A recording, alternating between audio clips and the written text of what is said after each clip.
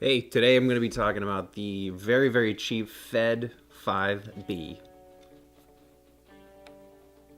So this thing is a Russian-made rangefinder. I gotta say it's pretty neat, but it's also very cheap. There's like a lot of little quirks about it that you just look at it and go like, wow, that's really cheap. But it does shoot. I actually took it to the Women's March that came to my city and tested it out with a very, very wide 28 2.8 lens. And this this lens was also very, very cheap. And I will go into how this works, and then I'll show you my results at the March. So it does have a self timer and a few different shutter speeds. They kind of jump pretty erratically. They're pretty weird. And you kind of pull up the selector knob, and you can feel it kind of lose or gain tension. I'm thinking that inside it loosens or tightens or loosens a spring in there, which everybody says that you should definitely cock the shutter before you change, because it can mess things up. And I believe it because it's, like I said, it's kind of a weird spring system. To load film in here, you undo these two bottom screw kind of things, and you take it off the entire back. It's pretty interesting. It definitely requires a table or your lap to put film into it, which is, you know, can be kind of inconvenient. And there's a lot of exposed gears when you do it too, so be careful.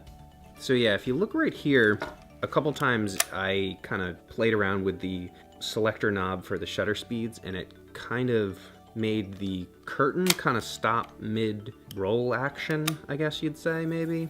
And it kind of reset itself, but yeah, it's kind of temperamental. And I'm assuming if this breaks, you're kind of crap out of luck. So another weird thing about this camera is the unwinder is kind of, there's the shutter release, and then the kind of flange around it also pushes down, and that's how you release the film. It does have a hot shoe and a PC sync cord. I don't think I'll be using this in studio, but you know, it's good to have.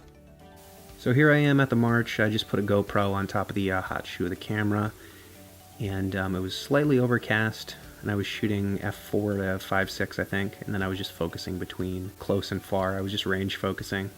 And this is kind of how I like to shoot. I like to mingle and then walk around and wait for action to happen, and then get right into the action, really. I think it was definitely not 28 millimeters. I mean, that looks like 50 to me, or 35 or something.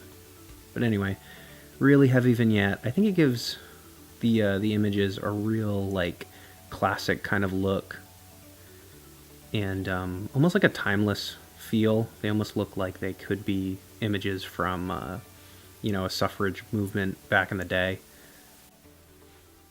So I tend to just keep my eyes open and wait for things to happen, and I was lucky enough right here to catch these people waving to their friends, so that was a cool shot.